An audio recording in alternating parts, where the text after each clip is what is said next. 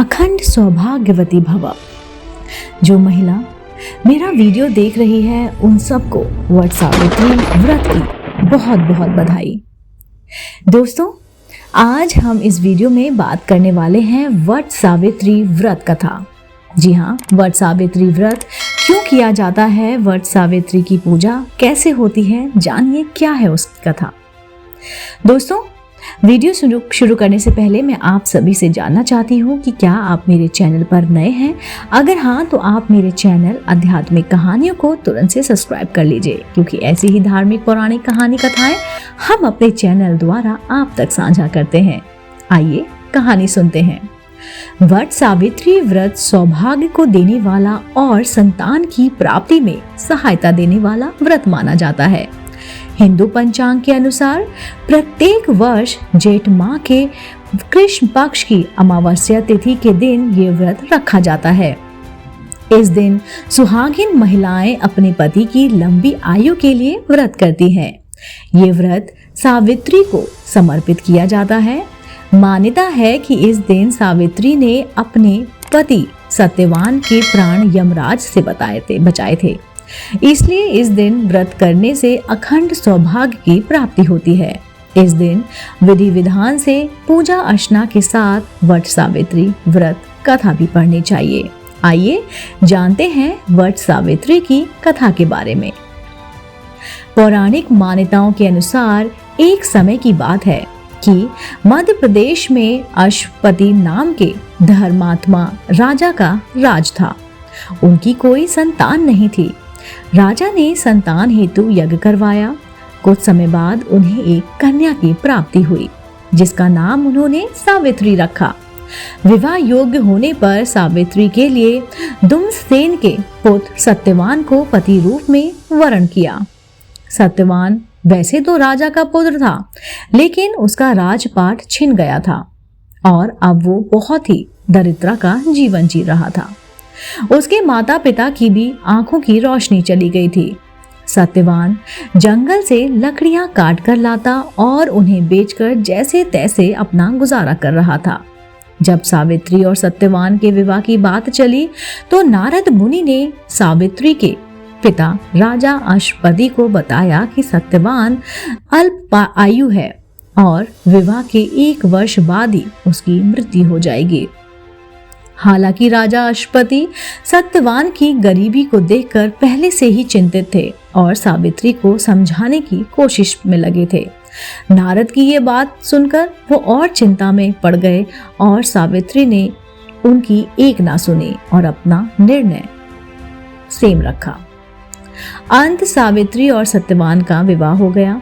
सावित्री सास ससुर और पति की सेवा में लगी रही। नारद मुनि ने सत्यवान की मृत्यु का जो दिन बताया था, उसी दिन सावित्री भी सत्यवान के साथ वन में चली गई। वन में सत्यवान लकड़ी काटने के लिए जैसे ही पेड़ पर चढ़ने लगा, उसके सिर में असहनीय पीड़ा होने लगी और वे सावित्री की गोद में सिर रखकर लेट गया। कुछ देर बाद उसके समक्ष अनेक दूतों के साथ स्वयं यमराज खड़े हुए थे।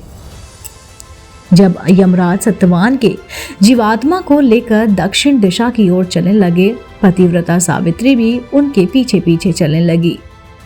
आगे जाकर यमराज ने सावित्री से कहा, हे पतिव्रता नारी, जहां तक मनुष्य साथ दे सकता है, तुमने अपने पति का साथ दिया, अब तुम लौट जाओ।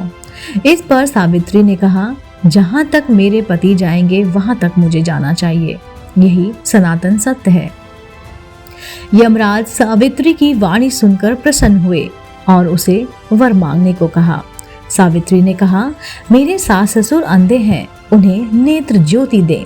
यमराज ने तथास्तु कहकर उसे लौट जाने का कहा और आगे बढ़ने लगे, किंतु सावित्री यम के पीछे ही चलती रही। यमराज ने प्रसन्न होकर पुनः वर मांगने को कहा। सावित्री ने वर मांगा, मेरे ससुर का खोया हुआ राज उन्हें वापस मिल जाए।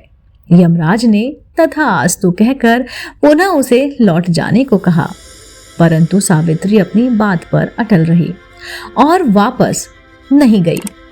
सावित्री की पति भक्ति देखकर यमराज पिघल गए और उन्होंने सावित्री से एक और वर मांगने के लिए कहा। तब सावित्री ने वर मांगा, मैं सत्यवान के 100 पुत्रों की मां बनना चाहती हूँ, कृपा कर आप मुझे ये वरदान दे।